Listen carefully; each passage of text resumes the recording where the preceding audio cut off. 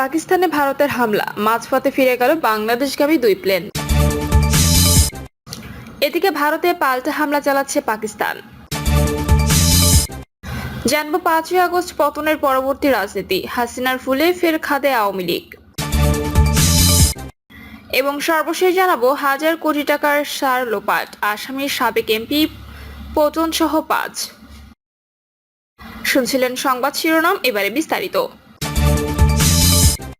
পাকিস্তানে ভারতের হামলা, মাঝপথে ফিরে গেল বাংলাদেশগামী দুই প্লেন। পাকিস্তানের আজাদ কাশ্মীরের বিভিন্ন স্থানে মধ্যরাতে মিসাইল হামলা চালিয়েছে ভারত। আকস্মিক এই হামলার কারণে পাকিস্তানের আকাশপথ অনেকটাই অনিরাপদ অবস্থায় রয়েছে। এমন পরিস্থিতিতে বাংলাদেশগামী দুইটি ফ্লাইট বাংলাদেশে না এসে মাঝ আকাশ থেকে ফিরে গেছে। Flight tracking website flight radar 24 জানিয়েছে টার্কিশ এয়ারলাইন্সের ফ্লাইটটি মাঝপথে বাংলাদেশে আসার সিদ্ধান্ত বাতিল করে ওমানের মাস্কাট আন্তর্জাতিক বিমানবন্দরে অবতরণ করেছে। কুয়েত এয়ারওয়েজের ফ্লাইটটি প্রায় 1.5 ঘন্টা উড্ডয়নের পর আবারও কুয়েতে ফিরে যায়।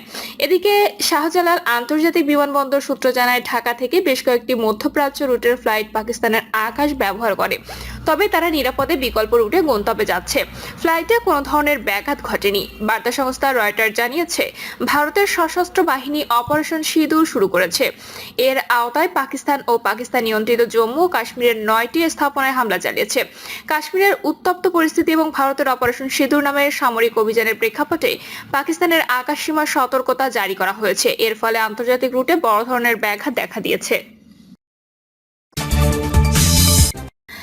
এদিকে ভারতে পাল্টা হামলা চালাচ্ছে পাকিস্তান। পাকিস্তানের আজাদ কাশ্মীরের বিভিন্ন জায়গায় মধ্যরাতে মিসাইল ছুড়েছে ভারত। এই হামলায় পাকিস্তানে অন্তত 3 জন নিহত হয়েছেন, যার মধ্যে এক শিশুও রয়েছে। এছাড়া আহত হয়েছেন আরো 12 জন। ভারতের মিসাইল হামলার কিছুক্ষণ পরই পাকিস্তান ভারতের বিরুদ্ধে পাল্টা হামলা চালাচ্ছে বলে জানিয়েছেন দেশটির ডিজিএফআই এর মহাপরিচালক লেফটেন্যান্ট জেনারেল আহমেদ শরীফ চৌধুরী। তিনি জিও টিভিকে বলেছেন, আকাশ ও স্থলে পাকিস্তানের জবাব চলছে। দেশটির সরকারি TV PTV micro blogging site এক্সে নিরাপত্তা কর্মকর্তাদের বরাতে জানিয়েছে, ভারতে পাল্টা হামলা চালানো হচ্ছে। পাকিস্তানের প্রতিরক্ষা মন্ত্রী খাজা আসিফ সংবাদ মাধ্যম ARY নিউজকে জানিয়েছে, ভারত বেসামরিকদের লক্ষ্য করে হামলা চালিয়েছে। তিনি বলেন, বেসামরিক এলাকায় হামলা চালানো হয়েছে। কাপুরুষরা তাদের নিজেদের আকাশসীমা থেকে হামলা চালিয়েছে। তারা তাদের বাড়ি কখনো ছাড়েনি। তাদের বের হতে দিন, আমরা উপযুক্ত জবাব দেব। ভারতীয় সশস্ত্র বাহিনী এক বিবৃতিতে জানিয়েছেন, অপারেশন সিঁদুর নামের অভিযানে পাকিস্তানের 9টি জায়গায় হামলা চালানো হয়েছে। তাদের দাবি, এই হামলায় সশস্ত্র বাহিনীর অবকাঠামো লক্ষ্য করা হয়েছে। পাকিস্তানের সেনা সদস্যদের উপর কোনো হামলা চালানো হয়নি। বিবৃতিতে তারা বলেছে, কিছুক্ষণ আগে ভারতীয় সশস্ত্র বাহিনী অপারেশন সিঁদুর পরিচালনা করেছে। পাকিস্তান এবং পাকিস্তান অধিকৃত জম্মু কাশ্মীরের সন্ত্রাসীদের অবকাঠামোতে আঘাত হানা হয়েছে, যেখান থেকে ভারতের বিরুদ্ধে হামলার পরিকল্পনা পরিচালনা করা হয়েছে। সব মিলিয়ে 9টি জায়গায় আঘাত হানা হয়েছে। 5ই আগস্ট পতনের পরবর্তী রাজনীতি, হাসিনার ফুলে ফের খাদে আওয়ামী লীগ। শেখ হাসিনার একের পর এক ভুল সিদ্ধান্ত, চরম দাম্ভিকতা এবং ক্ষমতালোভী স্বৈরশাসনের কারণে আওয়ামী লীগ ধ্বংসের দ্বারপ্রান্তে পৌঁছে গেছে।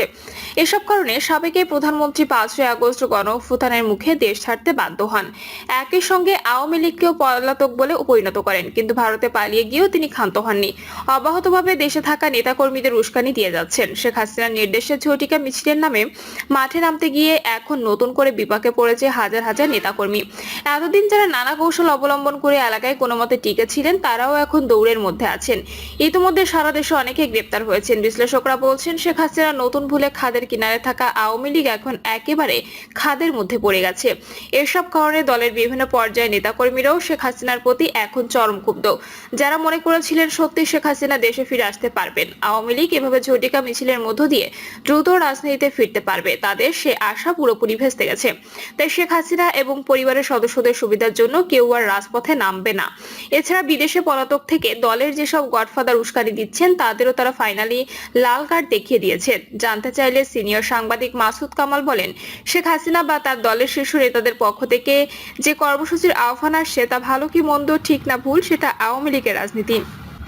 তারা তাদের মতো রাজনীতি করবে এবং তারা সেটা করতে পারে। আমি সাধারণ নাগরিক হিসেবে মনে করি আওয়ামী লীগে যারা দেশ ছেড়ে পালিয়েছে তারা নিজেরাও জানে তারা প্রচুর অপরাধ করেছে, এর বিচার হলে তাদের সাজা ভোগ করতে হবে, এটাও তারা জানে। তিনি আরো বলেন, আওয়ামী লীগের পালিয়ে যাওয়া এই লোকের সংখ্যা খুব বেশি হলে 10,000, কিন্তু সারা দেশে তাদের নেতাকর্মী তো আরো অনেক বেশি। বাকিরা দেশে আছে, কেউ জেলে আছে, কেউ পালিয়ে আছে, কেউ আবার স্বাভাবিক জীবনযাপন করছে। যারা পালিয়েছে তারা মূলত দুর্নীতিগ্রস্ত অপরাধী, তারা আবার রাজনীতিতে নিজেদের পুনর্বাসিত করার জন্য অনেক কিছুই করবে। তারা কর্মসূচি দেবে, কর্মসূচির পেছনে টাকা ঢালবে, প্রয়োজনে তারা সন্ত্রাসী কর্মকাণ্ড পরিচালনা করবে। প্রতিটা বিপ্লব ও গণ অভ্যুত্থানের পর পরাজিত শক্তিরা এগুলো করে, এটা নতুন নয়, এটা তাদের রাজনীতি। কিন্তু এখানে আওয়ামী লীগের নেতাকর্মীদের সিদ্ধান্ত নিতে হবে তারা এই ধরনের করাপট লিডারশিপের পেছনে থাকবে নাকি নিজেরাই বিকল্প লিডারশিপ গড়ে তুলবে। আওয়ামী লীগের কর্মসূচি ও মাঠে নামা প্রসঙ্গে রাজনৈতিক বিশ্লেষক ও নির্বাচন ব্যবস্থা সংস্কার কমিশনের সদস্য ডক্টর জাহেদুর রহমান বলেন, আমি ঠিক জানি না এখানে আওয়ামী লীগের লোকজন কতটা ছিল, কারণ তাদের দলের জেলা ও থানা পর্যায়ের পদে থাকা বেশিরভাগই দেশে নেই। ফলে আমার ধারণা এরা দল করা লোক নয়, টাকা দিয়ে মাঠে নামানো হয়েছে। এটা তারা করতে চাইছে এজন্য যে কোনো রাজনৈতিক দল তাদের থামাবে বা সরকার তাদের বিরুদ্ধে লিগ্যাল অ্যাকশন নেবে। এরপর আওয়ামী লীগ গ্লোবালি প্রেজেন্ট করবে যে তারা তো নিষিদ্ধ দল না, ফলে নিষিদ্ধ করার আগ পর্যন্ত কর্মসূচি পালনের সাংবিধানিক অধিকার তাদের রয়েছে। এটা দেখানোর জন্য নেতারা বাইরে নিরাপদে বসে থাকে এগুলো করাচ্ছে। ফলে আওয়ামী লীগের রাজনীতির হিসাবে এটাও ঠিকই আছে। এর মধ্য দিয়ে সাধারণ নেতাকর্মীদের বিপদের মধ্যে ফেলা হচ্ছে কিনা জানতে চাইলে তিনি বলেন, সেটা তো বটেই, যে কয়জন পালাতে পারেনি তারাও ঝুঁকির মধ্যে পড়বে। যারা খুব বেশি ক্রাইম করেনি তাদের সঙ্গে এক ধরনের রিকনসিলেশন হয়েছিল, এটার কারণে দেখা যাবে তারাও পাল্টা ঝুঁকির মধ্যে পড়ে যাবে। শেখ হাসিনা তো নেতাকর্মীদের ফেলে পালিয়ে গিয়েছিলেন। আওয়ামী লীগের অনেক বড় নেতাকেও তো আমরা ভারতের মিডিয়ায় বলতে শুনেছি, আর একটু আগে বললেও তো আমরা পালাতে পারতাম। ফলে শেখ হাসিনা তার বেনিফিটের জন্য এটা করছেন, কারণ তিনি ও তার পরিবার তো নিরাপদ আছে। এখন আমি আশা করি তার দলের নেতারা এটা বুঝবেন। ছাত্র জনতার গণ অভ্যুত্থানের পতনের পর ভারতে পালিয়ে যান শেখ হাসিনা। দলটির বেশিরভাগ কেন্দ্রীয় নেতা এবং সাবেক এমপি মন্ত্রীও ভারত সহ বিভিন্ন দেশে পালিয়ে যায়।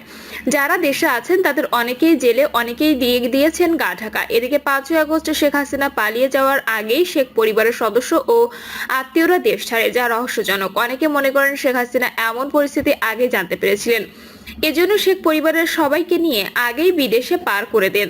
গত বছরের সেপ্টেম্বরে শেখ হাসিনার একটি ফোন আলাপ ছড়িয়ে পড়ে সামাজিক মাধ্যমে। সেখানে তানভীর নামে যুক্তরাজ্য প্রবাসী এক আওয়ামী লীগ নেতার সঙ্গে কথা বলেন তিনি। ফোন আলাপে নিজেকে প্রধানমন্ত্রী দাবি করেন হাসিনা, এছাড়াও খুব দ্রুত দেশে ফিরবেন বলে জানান। তিনি বলেন, আমি দেশের খুব কাছাকাছি আছি, অত দূরে নাই, আমি খুব কাছাকাছি আছি, যাতে আমি চট করে ঢুকে পড়তে পারি। গত এপ্রিলে একটি ভার্চুয়াল আলোচনা ফেসবুক পেজে সরাসরি সম্প্রচারিত হয়। 1 ঘন্টার বেশি সময় ধরে চলা ওই আলোচনা পর্বে দলীয় কর্মী সমর্থকদের সমস্যার কথা শোনেন শেখ হাসিনা। সেদিন নেতাকর্মীদের তিনি বলেন, এক গালে চড় মারলে আরেক গাল পেতে দেওয়ার সময় শেষ। যারা আমাদের উপর আঘাত করেছে তাদের জবাব দিতে হবে, শিক্ষা দিতে হবে। কবে সময় আসবে সেটার জন্য অপেক্ষা করলে হবে না, এখন থেকে কাজ শুরু করতে হবে। এই মাসে আরেকটি বক্তব্যে তিনি নেতাকর্মীদের মাঠে নামার নির্দেশনা দিয়ে বলেন, যে যেখানে আছো তুমি সেখানকার নেতা, কারণ নির্দেশের অপেক্ষায় থাকা দরকার নেই।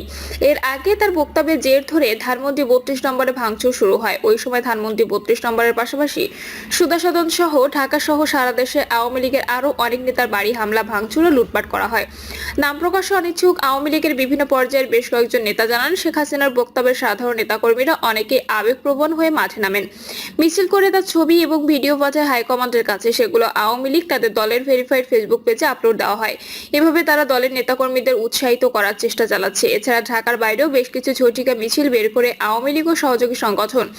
এপ্রিল মাসেও চট্টগ্রামে মিছিল করেছে আওয়ামী লীগ। এছাড়া খুলনা, রাজশাহী, সিলেট সহ আরো বিভিন্ন স্থানে রাতে ও ভোরবেলা ঝটিকা মিছিল করে দলটির নেতাকর্মীরা। তবে সারা দেশে গ্রেপ্তার অভিযান শুরু হওয়ার পর ঝটিকা মিছিল তো দূরের কথা, তাদের পালিয়ে বেড়াতে হচ্ছে। প্রিয় দর্শক, এই ছিল এখনকার সর্বশেষ সংবাদ। আপডেট সব সংবাদ পেতে চ্যানেলটি সাবস্ক্রাইব করে বেল আইকনটি ক্লিক করে রাখুন।